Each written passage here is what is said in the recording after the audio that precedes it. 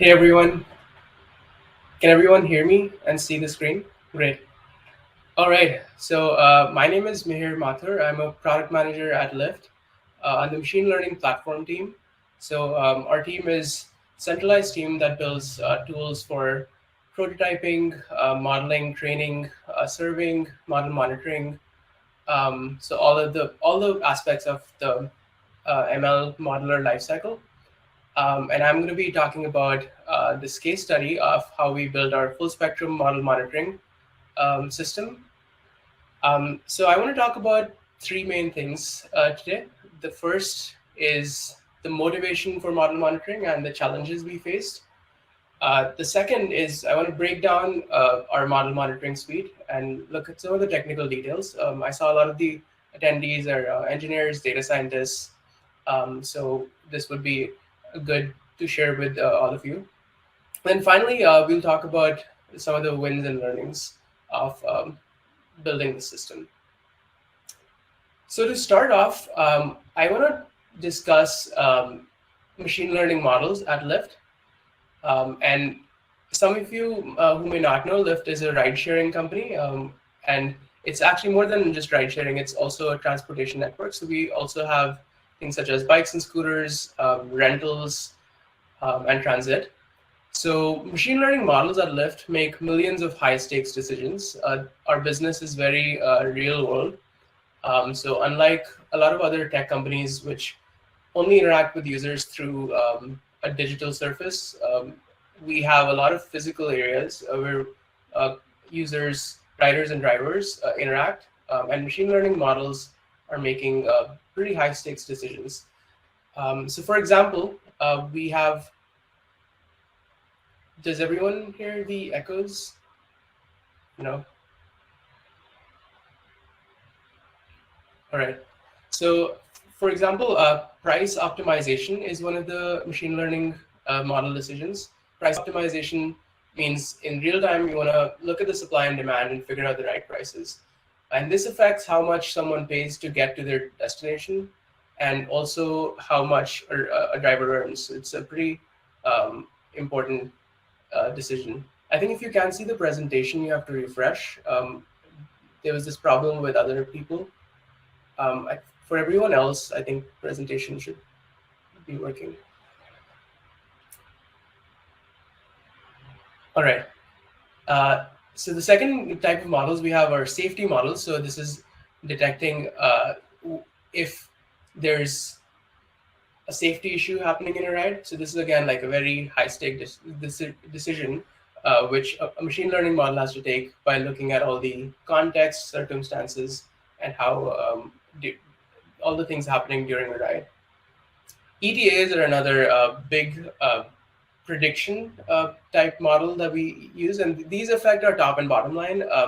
So ETAs and prices are things that really drive whether people are going to use Lyft versus our competitors. And so getting these predictions right is pretty important. Fraud detection is another one. There's a lot of fraud that happens on basically every tech platform, but it's especially important to detect fraud if it's real people interacting in the physical world. You have to really be careful on identifying fraud. And then finally, we have incentives, which are coupons on the rider side and bonuses on the driver side. This is again affecting how much people will pay or people will earn. I think some people can still not see the screen. Can you all try refreshing? Refreshing didn't work.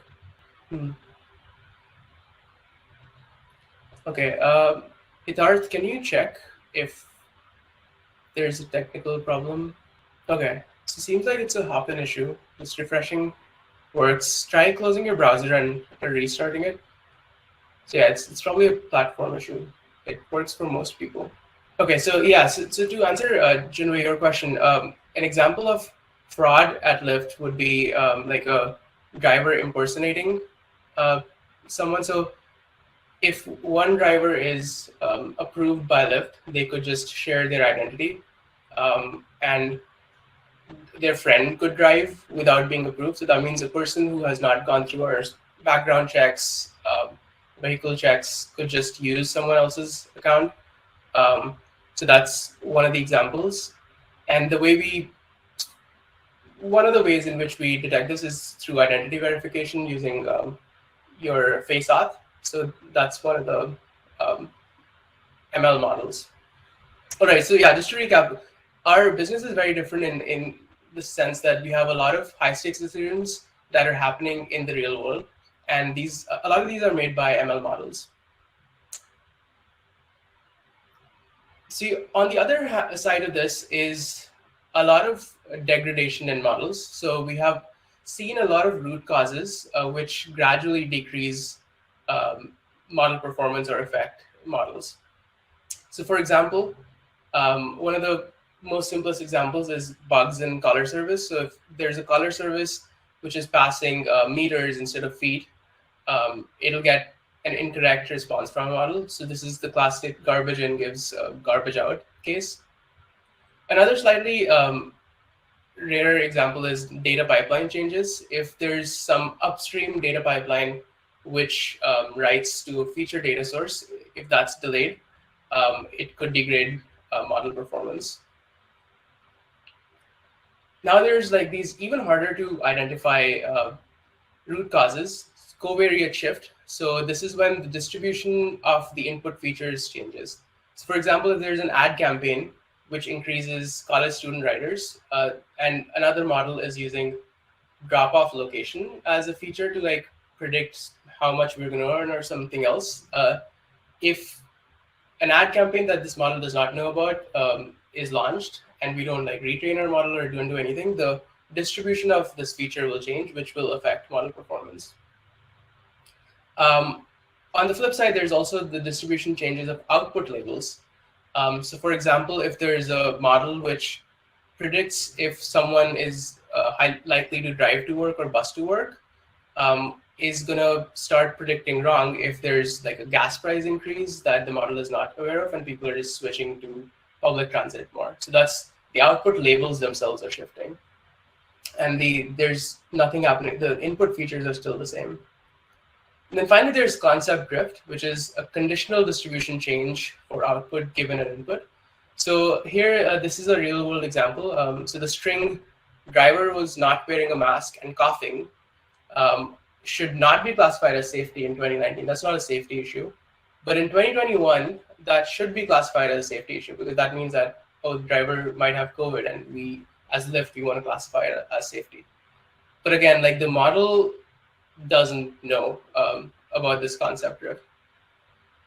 So these are a lot harder to detect than deterministic system errors. So in deterministic systems, if something fails, there's a bug, like alerts are easier. Like there would be some error logs. You would have thresholds for certain level of error logs trigger these pages. But for machine learning models, there's this gradual performance decrease. So it's much harder to figure out. I just have one window with my mic. I don't know why there's echoes.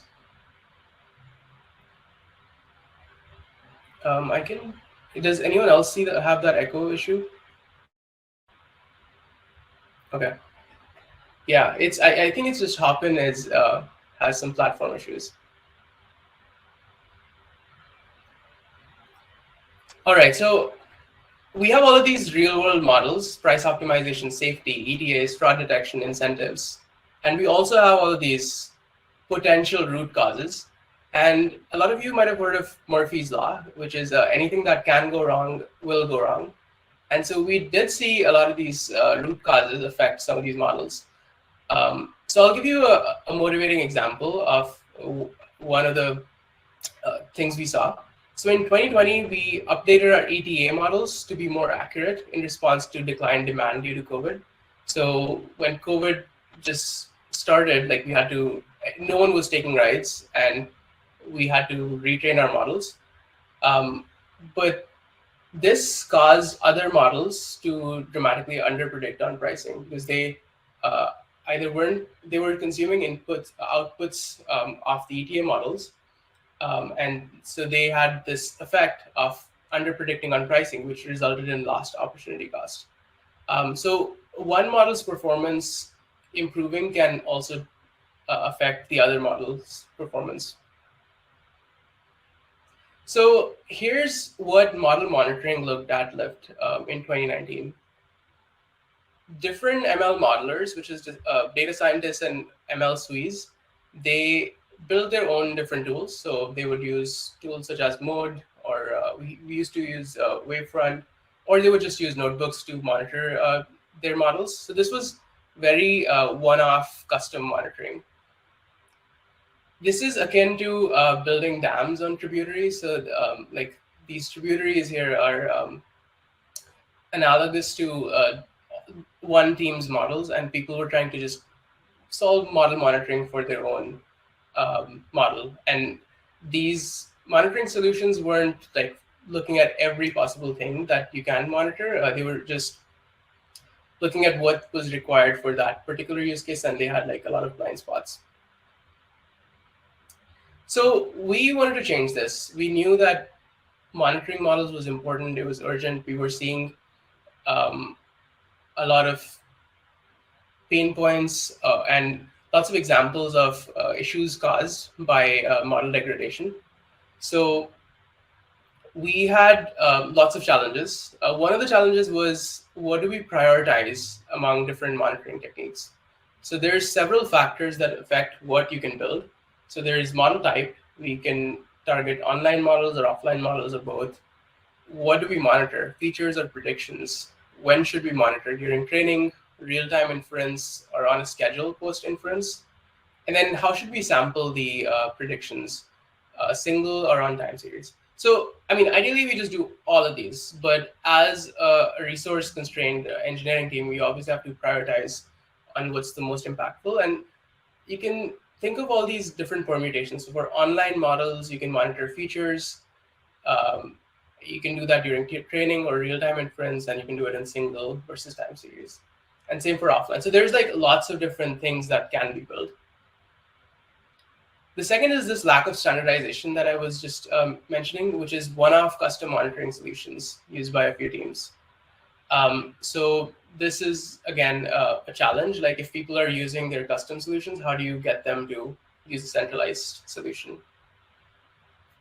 The third were a set of technical challenges. So we wanted to build a system that had to satisfy extremely tight latency requirements. So you can imagine, like when we're for any real-time sort of monitoring, we need to it has to work for models that are doing real-time inference. And when you open your Lyft app and you're looking at a price or ETA, those are just generated within milliseconds, and those are generated repeatedly for like millions of users every few seconds. And so our monitoring system has to be as scalable. Another technical challenge was long delays in getting the ground truth. So for instances of fraud, for example, we might not have the ground truth for like a week or so, or even longer in some cases. And then another technical challenge was we had to build in a way that let individual teams configure and fine-tune the alarms. So while some teams had this custom solution, we wanted to build centralized solutions which could be customized instead of just every team having to go and build it on their own. And then finally, adoption was a big challenge, getting all ML modelers at Lyft to effectively use the suite of approaches in our centralized system. So here's the strategy that we used. We saw that there were like all these minor dams and tributaries, which are these one-off monitoring on different models. What we wanted to get to was this comprehensive dam at the source. So this is a centralized monitoring system, which is monitoring all models.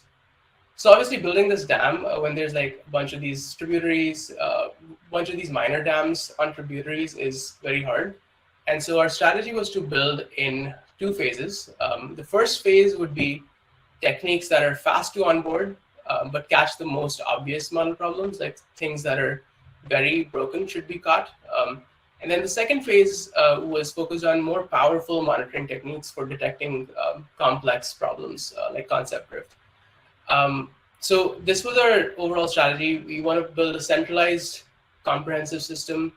Um, First, do like quick wins, which is fast to onboard and catch the most obvious problems, and then focus on catching more complex problems. And this is the trade-off of the different approaches we built. So we had the power versus simplicity and agility trade-off. So the fast to onboard approaches are model score monitoring and feature validation, whereas the more powerful approaches for detecting complex issues with models are performance drift detection and anomaly detection.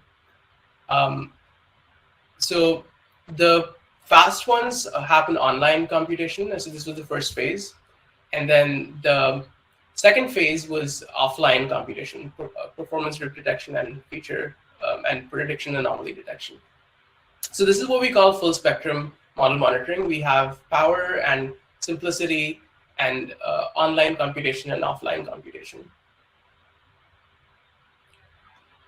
All right, so let's take a closer look at what each of these means. So the first one is it's called model score monitoring, which means that it's an online time series check on model scores. These are all the predictions that all these models are giving, and we check if models are stuck emitting the same score over a period of time. And it's also configurable with other like simple statistical tests. So if a model is stuck giving, let's say in this example, there's inference requests coming to our serving system, and then prediction scores are just like stuck at 2222 for a while, then we can detect that this model, there's some upstream failure, which is just giving either the same inputs, or maybe the model is behaving in a way that's always predicting the same value. And then we can just page the relevant people. So this has a lot of benefits. The first is that it's a time series check and online. So all the other techniques we build are just one of those. And then the second benefit is that we can auto onboard everyone. So if we just look at the logs that people are producing, or look at the predictions in the logs that people are producing, we can just use those to do this time series computation, and we don't need any user onboarding steps. But on the flip side, there's drawbacks, and the major drawback is that there's no ground truth data. We're just looking at the predictions and checking if there's if a model is stuck or not. Plus, we cannot do very complex computations on these real-time prediction scores. So yeah, this technique is fast to onboard and catches the most obvious failures, which are just upstream caller service failures. The second technique we built is feature validation. So here, if you look at the orange box, that's the request that our serving system is getting. So in this request, there's three features: distance, city, and ride type. And this inference request is being validated using this library that we built in our serving system. This technique also has user steps. So the red boxes over there are the inputs from the user. So a user has to profile their training data and then generate expectations on that data, and then submit that expectation suite to our expectation store. And then during the inference request, we use those expectations to check if the features comply with those expectations. So for example, these expectations can be things such as type checks. If someone's passing a string of 1 instead of integer 1, that could be an expectation. Value ranges. So here, like the distance is -10. So if the ML modeler says, sets the expectation that a distance should only be positive, then this would be flagged. Another expectation is set membership. So city always has to be among like one of these 1,000 cities. It cannot be none. And then, or ride type has to be either shared or regular or Lux. So these are the different kinds of expectations. And to give you a more concrete example on how these expectations are set, we use the grade expectations library, and we actually built a custom wrapper around it to do a few things. But here's how you would set expectations. So you would say expect column values to not be null. So city should not be null. And then we can set the severity. Uh, expect column values to be in set. So these could be regular, shared, or Excel. And then expect column values to be between. So this is the range check. So the reason we built a custom wrapper around this was we needed some additional features. So for example, we needed this conditional expectation support. So in the third snippet that you see there, third line of the code, the range check is only done if the condition is distance is not none. So if distance is not none, then it should be between 0 and 100. So we wanted to add that capability. We also want to have a data profiler, which looks at our logs and can profile and figure out what the ranges and types are. And then we also want to build abstractions that allow for changing to a different data validation library. So Great Expectation is this open source library. Hopefully it's going to be well maintained in the future, but we can't for sure know that. And so we want to build an abstraction where we could change the underlying library in the future. We also built this library because we wanted to integrate it with our logs and metric systems better. And we also wanted a low latency data validator. So low latency, again, is for the constraint of tight latency requirements for a lot of models. And these feature validation is being done on every request. And so we needed to be very low latency. So there's a couple of questions about this. You're doing real-time inference. Do you still pass things through feature validation? Yes, we do pass things through feature validation. And yeah, we reduce the latency by a lot compared to the default Great Expectations, because we had the low latency data validator. And we actually do slightly async. So the request starts. So after the inference request, there's an async request made to this data validation, which then pages. But for the end user experience is real time. If there's any expectation violation, the user will be notified immediately.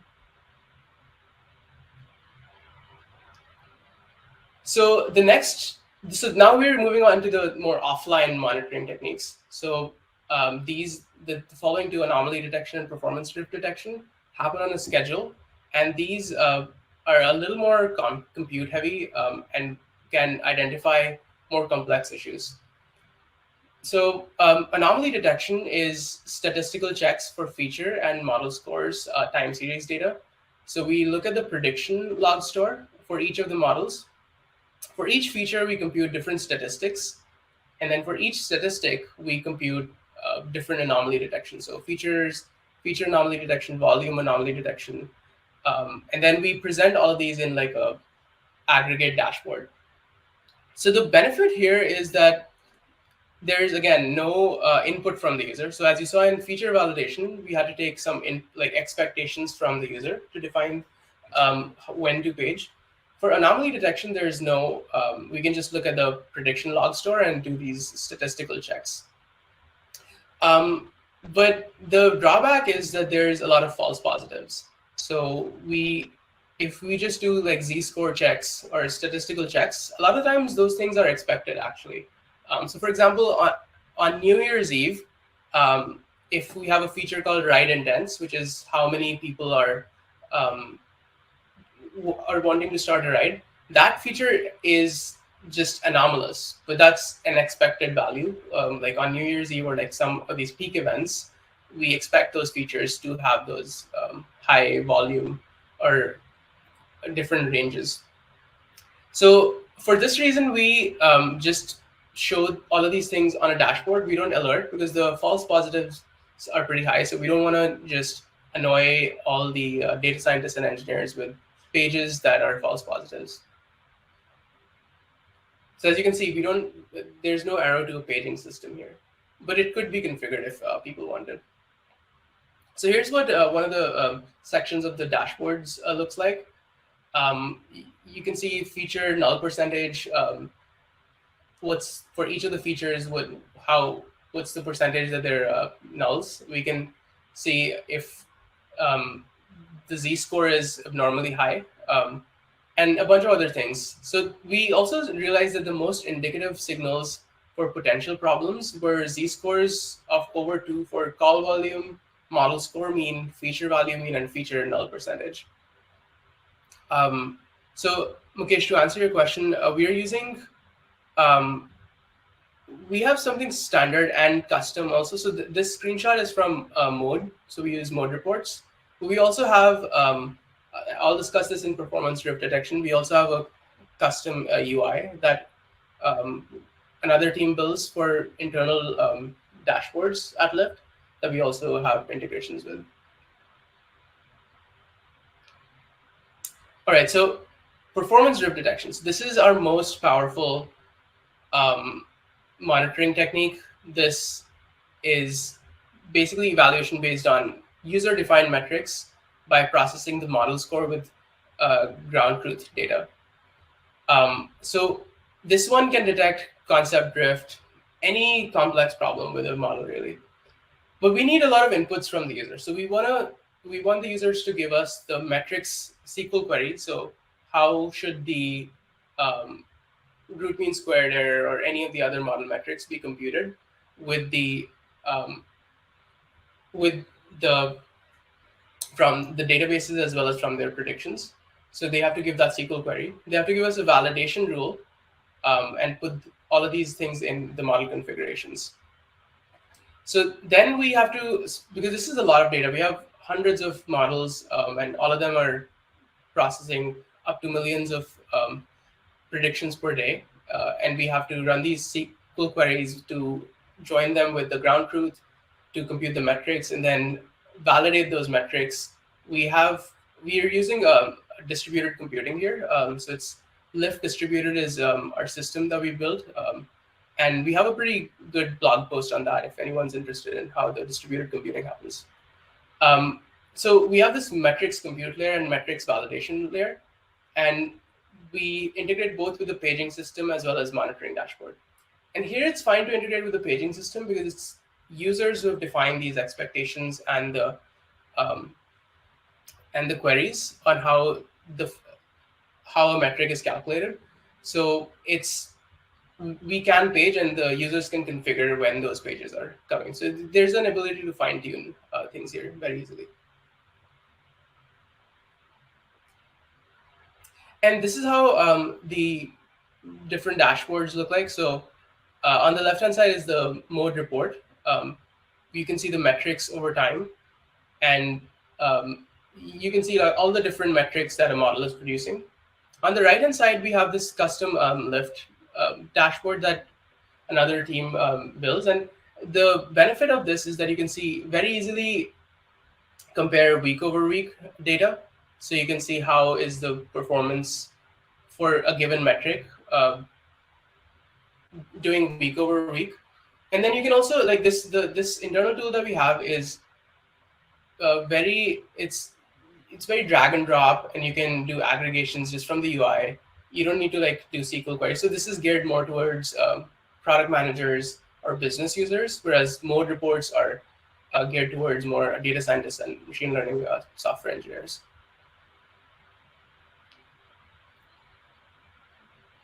All right, so I'll take a pause. There's quite a bit more, but I want to just answer some of the questions here. So fairness considered as a factor in degradation.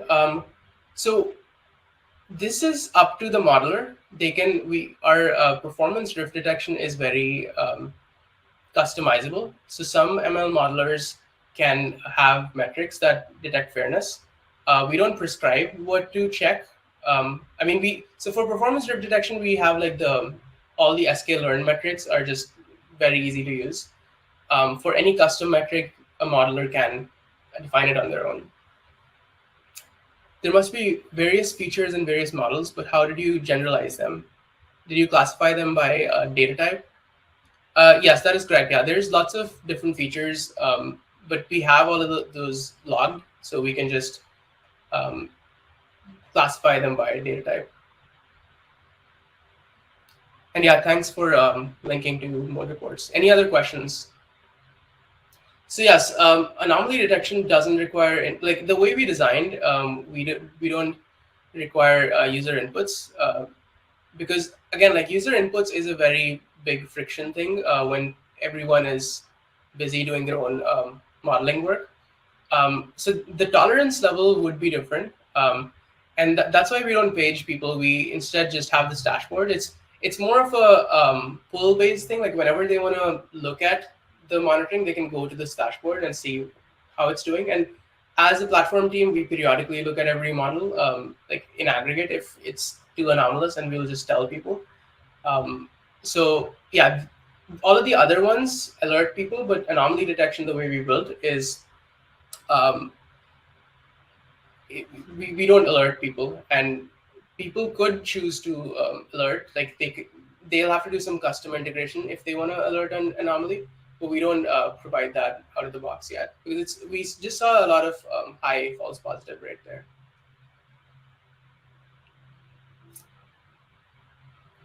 All right, building great tools is only half the story. So we built this system which does a lot, but that doesn't mean that everyone's going to start using it.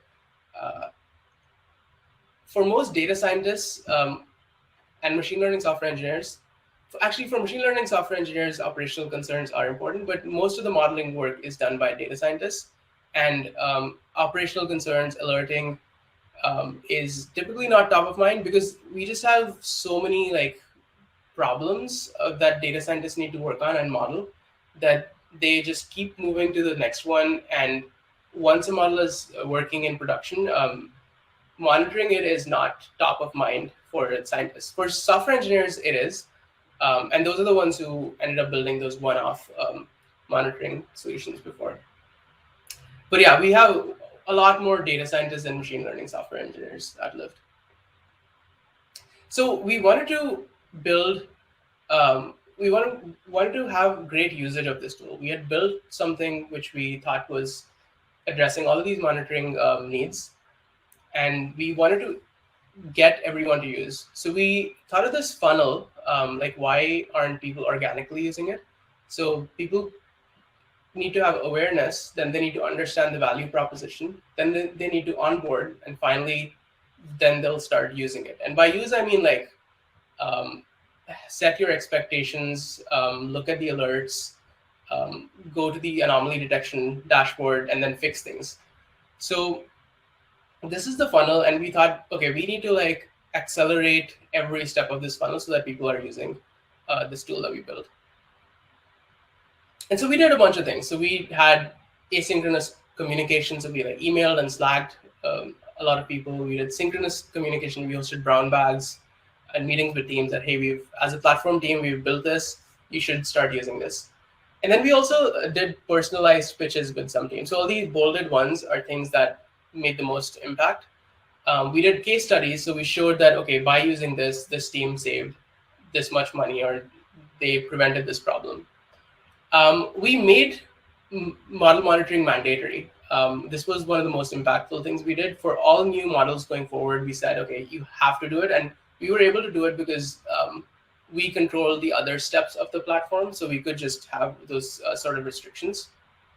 And then we offer really increasing usage. We tracked some of the use cases. So a lot of people had expectations which were like too wide, or had anomalies that they would never look at. So we tracked those use cases and we started assigning tasks to teams. And one of the next things that we were doing is we were sending a bi-weekly alert summary email per team or owner. So like we'll say, hey, this team, these are your models. These are this is how they're doing in production, and these are the alerts that they're firing. All right, so now I'll discuss some of the wins and learnings from this, from building this and then rolling it out and getting to mass adoption at Lyft. So one of the things we during this whole process of trying to get everyone to use, uh, we shed some light on old models which were just still running, getting few inference calls, or there was like some code path that would lead to them but not consume the inference. So we just found a lot of old models which had just predictions that were way off, and these were just making poor decisions. So we talked to the model owners and deprecated those models. Another win was preventing bugs. So this was like one of the big wins. So we have caught a lot of bugs. A few examples: there was a type mismatch issue where a model was trained using one key, but then served with like a slight key difference. And these type of errors typically happen because um, the model is built by a data scientist and sometimes given to an engineer to deploy. And during this handoff process, that can lead to bugs because you're changing what keys are referenced and what keys were trained with. Um, and then the second one was a missing feature. So someone just forgot to have a feature during inference, which is an error. Another one was a high feature null percentage, which was an ETL pipeline issue. So these were also like caught with like just our high null percentage anomaly detection. So the thing is that a lot of these problems can be caught in staging before deploying the model to production. So now we're preventing bugs before they even hit production with feature validation. A key thing in platform-based centralized solutions is the testimonials. Are people happy using this? So we at Lyft measure our platform success by customer feedback, and we got some great testimonials. So in these comments, you can see that the proportional observability and reliability benefits are immense compared to how much work was put in monitoring the models. And a lot of people said that we made it a snap. It was a snap to set up input feature validation for their models. And then some other people said exactly what their team needed for a long time, but they didn't have, weren't able to prioritize it before. And then the last comment here is about catching a bug before deploying to production because the null checks were set on feature validation. So yeah, this shows that there was a lot of people who like really liked using the system, and these people also give us feedback, which we use to improve the system even more. Finally, another win is adoption. So we have over 90% of production models have feature validation and model score monitoring. The reason why we don't have every model is because some models have like just extremely tight latency limits, and for those, we haven't yet figured out a solution.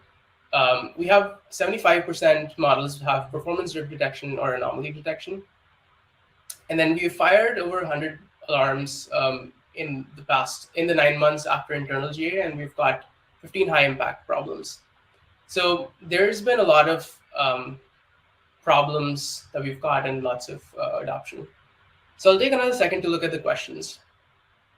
Were there any complex cases to monitor, such as NLP models or recommendation systems? So there are. So one of the things that I mentioned previously was this safety model, which is like we look at user verbatims, and then we have to check if it's a safety issue or not. So that's a NLP model. We don't have too many of those, but for that one, like we don't get the ground truth till like very late. So the modelers define some signpost metric in the performance drift detection system. So they'll look at, for example, what's the distribution of different like safety classifications. So it's a very domain specific thing that they need to do if like a ground truth is not available, or they could just compute the ground truth with a very long delay. And as you can see, like we still have 75% of fraud models have performance drift detection or anomaly detection, and the long tail which is left is models which have these like sort of very custom complex things that we haven't handled yet, like lots of categorical features or predictions, which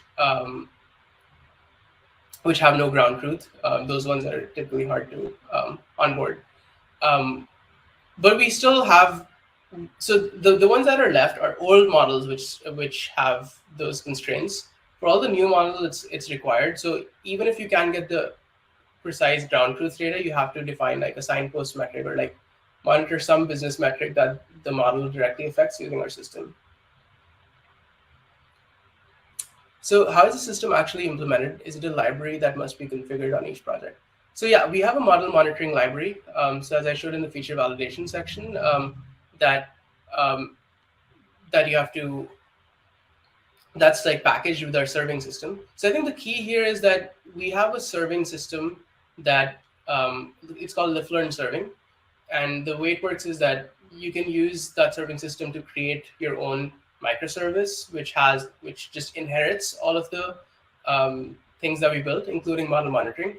So then, like from a user perspective, you aren't really doing um, like you aren't really including the library or doing much other than the definition of expectations. So in your Lyft Learn serving repo, you would define expectations. So those are like JSON configurations um, for each field. So that's for feature validation. And for performance drift detection, we have a separate repo which runs all the performance drift detection tasks on a schedule using distributed computing.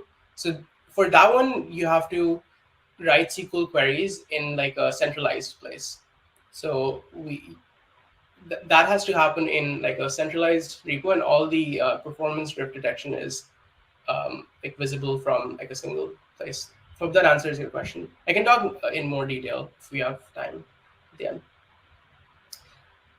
Another question we get a lot is why build instead of buy? Like there's a bunch of tools that exist, and there's actually 5 reasons why we decided to build instead of buy. The first one was monitoring models was both high urgency and high impact. So we really needed it, and we knew that it would be impactful. It would save us millions, lead to better modeling, better user experience. So there was a lot of impact. Also, in early 2020, there weren't really great third-party solutions available that met all of our needs. Now, I think there are a few pretty good solutions that have a lot of these features. We also wanted to build deep integration with our other tooling. So as I mentioned, we have a great integration with our serving system, which might be hard if we were relying on a vendor. And we also want to enable future customizations easily whenever, as our modeling matures and becomes even more complex, we wanted to account for all of those cases. And if you have a system that you've built, like you can prioritize when to build those customizations. And we also like generally want to avoid vendor lock-in for like high urgency and high impact things if we can build it in-house. So this is again using the dam analogy is this is Hoover Dam, and there's like a seamless integration between the road and the dam. And so like the road here is the serving system, and then the dam is the monitoring system. So and all those power plants over there are the customizations. So similar to like how dam can serve lots of purposes, we want to like have additional features in our monitoring system whenever it made sense. And we want to have a seamless integration with our other tooling. Okay, so here's some technical learnings. Feature validation and performance drift detection have got multiple production issues. We've deprecated models that we found were drifting and retrained a lot of models as well. Profiling and auto generation of expectation suites is also useful for covering existing models. One of the challenges we ran into was that there was a lot of existing models who like the person who built those models was no longer at the company. And so just enforcing everyone to go and add expectation suites for hundreds of models was just that's just imposing a lot of work on the whole engineering or data science team. So we just auto-generated a bunch of expectation suites by profiling data. Async validation minimizes latency impact. And there's often false positives. For example, certain percentage of null values, anomalies due to seasonality. So yeah, whenever you're paging, you should be careful on when to page. And finally, we also had a bunch of organizational learnings. So getting buy-in from model creators is difficult. For many data scientists, operational concerns aren't top of the mind. So getting them to focus on onboarding to this new system when they have like this other new model that they could be working on, which has like revenue impact, is hard. But making model monitoring mandatory before deployment is an effective way of enforcing best practices. So we think that our team's mandate as the platform team is to ensure that everyone's using best practices, and so we made this decision to just enforce it before deployment. Monitoring is a defensive investment. It takes time to realize impact. And I mention this because sometimes, as PMs or even as engineers, we have to prioritize what to build. And monitoring might not be the highest priority if you're just looking at the ROI in like dollar terms, because it's a very defensive investment. It's going to take 6 to 9 months for an incident to happen for it to catch. So it's like investing in a like smoke detector. Like initially, there might not be any impact, any visible impact, but a good smoke detector is going to flare up whenever there's the first smoke, and that can just save you a lot of money. Um, so another thing we learned is that monitoring will reduce shipping velocity slightly. So this is the agility versus rigor trade-off. But we believe that this is a worthwhile trade-off to slightly reduce shipping velocity by making ML modelers to take additional steps. Just because of the scale at which Lyft's ML models operate and just the business value overall, we think some rigor is needed. So yeah, these are all the organizational learnings. I also want to give a shout out to the team, machine learning platform team who built this. There were lots of engineers and PMs and another PM who worked on this. So this work was possible because of their combined effort. All right, that's pretty much it. Thanks a lot for attending, and I am open to answering questions. All right, so do any of your monitoring involve human labeling annotation? If so, how is that integrated into the process? So that's a great question. So we don't have a platform solution for labeling annotation. Different teams label annotate their data in different ways. So there's very few of those use cases, and for those use cases, again, performance drift detection is very versatile and configurable, and so you can integrate any ground truth that you're obtaining through labeling into that.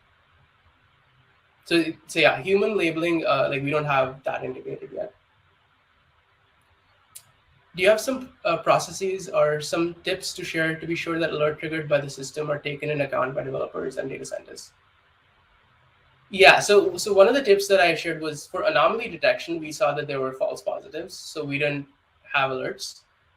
For feature validation and performance drift detection, those alerts are configured by the user. So when they're defining their expectation suite, they also have to define the alert thresholds. So like if they say that they're expecting a feature to be like a distance feature to be between like 0 and 1,000 miles, but it's giving a negative value, then that has to alert. So like for feature validation, like alerts have to be there, and then for performance drift detection, also they're defining their own alerts. For anomaly detection, there were high false positives, so we don't alert people and we just show them the dashboard. So yeah, the recommendation there would be like look at what the data is looking like, how like first experiment with a few people and see like what's their sensitivity to just alerting. Like if they're really annoyed, then you can tweak it. And the best option is just to give them the power to configure. In your opinion, who should be responsible for monitoring? So this depends a lot on how your org is structured. At Lyft, both data scientists and machine learning software engineers can deploy a model. So I'd say like both of those are responsible, like the model creator as well as the person who's deploying it. Um, but if there's a very clear separation of concerns in some companies where like a data scientist only makes the model and then developer only deploys the model, then the operational concerns might be better suited for developers because data scientists might not even have um, the knowledge of like how paging works or which dashboards to look at. When monitoring on metrics, how do you get labels for data? Um, so I think so labels. So for a lot of the